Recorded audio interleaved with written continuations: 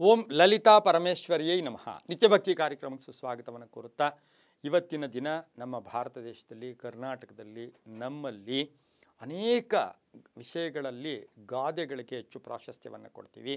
ಗಾದೆಗಳು ನಿತ್ಯ ಜೀವನದಲ್ಲಿ ಸಾಕಷ್ಟು ಪ್ರಭಾವವನ್ನು ಕೂಡ ಬೀರುತ್ತೆ. ಇಂದು ಬಹುವಿಶೇಷವಾಗಿ ವಿದ್ಯಾರ್ಥಿಗಳಿಗೆ, ವ್ಯಾಪಾರಸ್ಥರಿಗೆ, ವೃದ್ಧರಿಗೆ, ನಿವೃತ್ತ ನೌಕರರಿಗೆ, ಹಾಗೆಯೇ ಇವತ್ತು ತುಂಬ ಕಷ್ಟಗಳಲ್ಲಿರ್ತಕ್ಕಂಥವ್ರಿಗೆ ಈ ಗಾದೆ ಭಾಳಷ್ಟು ಅನ್ವಯಿಸ್ತಕ್ಕಂಥದ್ದು ಕೂಡ ಆಗಿರುತ್ತೆ.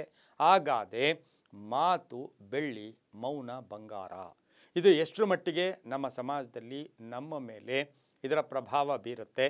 ಸಾಮಾನ್ಯವಾಗಿ ದೊಡ್ಡ ವ್ಯಕ್ತಿಗಳು, ವಿದ್ವಾಂಸರು, ಮಹಾಪಂಡಿತರು, ತುಂಬ ಅನುಭವಸ್ಥರು ಇವರೆಲ್ಲರೂ ಕೂಡ ಸಾಧ್ಯವಾದಷ್ಟು ಮಾತು ಯಾವ ಕಾಲಕ್ಕೆ ಎಷ್ಟು ಮಾತಾಡಬೇಕು ಅಷ್ಟನ್ನೇ ಮಾತಾಡ್ತಾರೆ.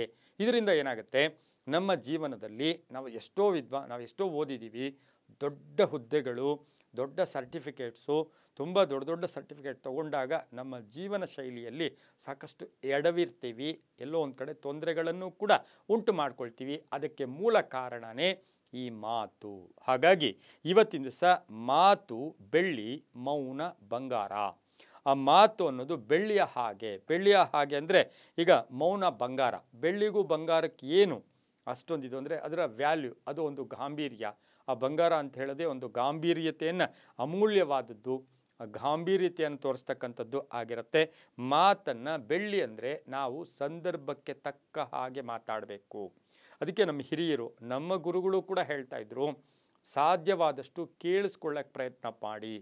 ಯಾರಾದರೂ ಬೇರೆಯವರು ಮಾತಾಡ್ತಾ ಇರ್ತಕ್ಕಂಥ ಸಂದರ್ಭದಲ್ಲಿ ಅವರು ಪೂರ್ಣವಾಗಿ ಹೇಳೋವರೆಗೂ ನಾವು ಕೇಳಿಸ್ಕೊಂಡಾಗ ನಮಗೆ ಅದರ ಪರಿಪೂರ್ಣ ಅರಿವಾಗತ್ತೆ.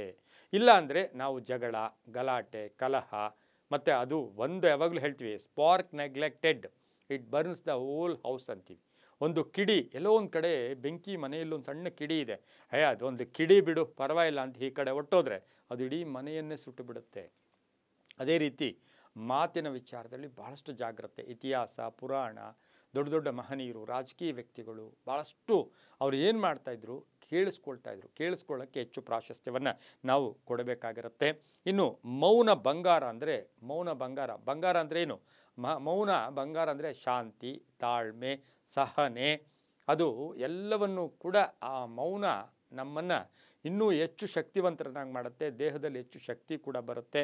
ಆಮೇಲೆ ಹಬ್ಬ ಹರಿದಿನಗಳ ಸಮಯದಲ್ಲಿ ನೋಡಿ, ಬಂಗಾರ ಏನು ಹೊಳಿತಾ ಇರುತ್ತೆ, ಅದನ್ನೇ ನೋಡಿ ಸಾಮಾನ್ಯ ದಿನಗಳಲ್ಲಿ ಬೆಳ್ಳಿಗೆ ಹೆಚ್ಚು ಪ್ರಾಶಸ್ತ್ಯವನ್ನು ಕೂಡ ನಾವು ಕೊಡ್ತೀವಿ. ಎಚ್ಚರಿಕೆಯ ಮಾತುಗಳು, ಎಚ್ಚರಿಕೆಯ ನಡೆ ನಮ್ಮ ಇಡೀ ಜೀವನದ ಸಕ್ಸಸ್ಗೆ ನಾವು ಓದಿರೋ ವಿದ್ಯೆ ಅಲ್ಲ, ನಾವು ಪಡೆದ ಸಂಬಳ ಅಲ್ಲ, ನಾವು ಸಂಪಾದನೆ ಮಾಡಿದ ಆಸ್ತಿ ಅಲ್ಲ.